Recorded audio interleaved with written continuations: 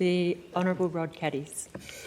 Thank you, Acting President. Now, I'd just like to speak briefly today to express my support for this going to committee and that of One Nation WA.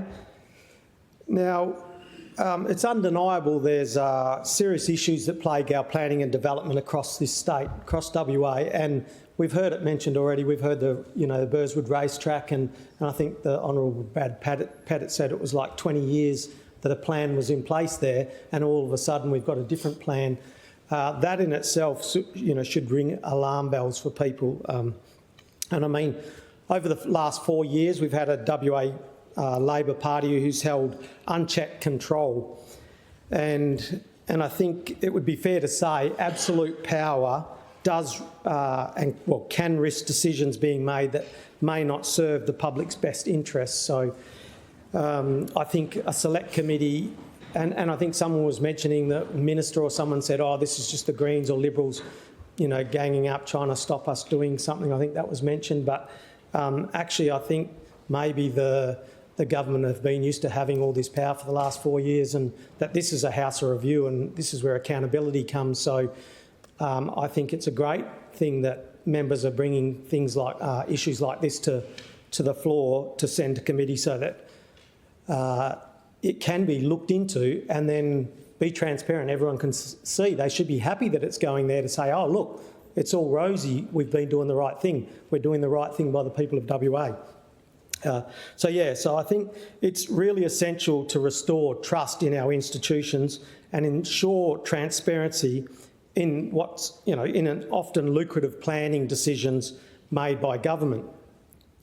Now, during the winter recess, I travelled, all over the place, the Midwest, the Southwest, the Great Southern, through all out them regions, speaking with the communities about their concerns. And time and again, I heard frustration over state government's powers to override local government decisions.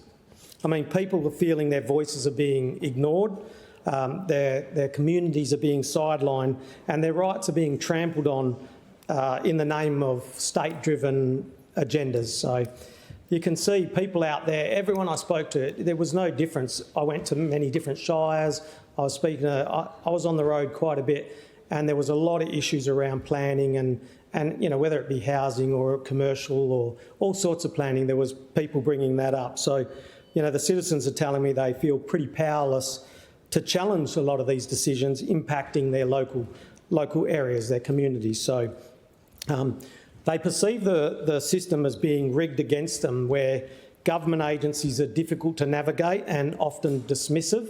And I've dealt with agencies. Sometimes you do feel like that. You feel like you're up against a brick wall, so it's pretty hard.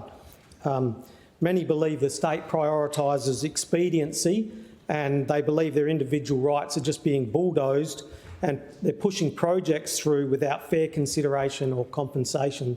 So, I mean, there's already, I've seen statistics lately about how, politicians are amongst the top 5 untrusted people in the globe, and I think we need to get a bit of trust back into the public, because all these things that are being said to me out on the road, it feels like that trust, they say the same about journalists and bankers, but we need to build on that. So a committee like this hopefully can identify issues and hopefully no issues. Hopefully, as the Honourable Katrina Stratton was saying, the great things the government are doing, they are doing some good things, but hopefully this can thrash out a few more things they could do better.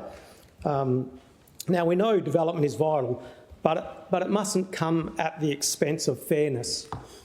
We need a system that balances state progress with the rights of individuals, ensuring those who sacrifice personal property for the greater good are treated justly and compensated fairly.